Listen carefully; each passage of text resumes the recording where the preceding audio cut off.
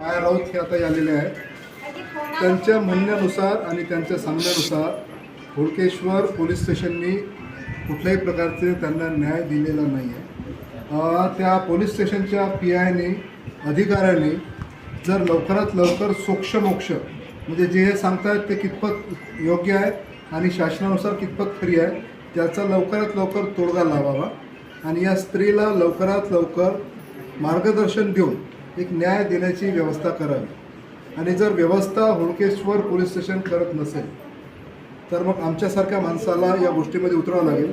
आणि आम्ही जर या गोष्टीमध्ये उतरलो तर आम्ही आमची 8 करोड लोक जे जनसरकारचे फॉलोअर आहेत ते होळकेश्वर पोलीस स्टेशनपर्यंत पोहोचू आणि यांना न्याय का देत नाही याची विचारपूस करून त्या पोलीस स्टेशनच्या नावावरती आम्ही त्या PIवरती जो काही आम्हाला अनमोलरित्या एक व्यवस्था करण्यात येईल तो व्यवस्था करण्याचा प्रयत्न करू.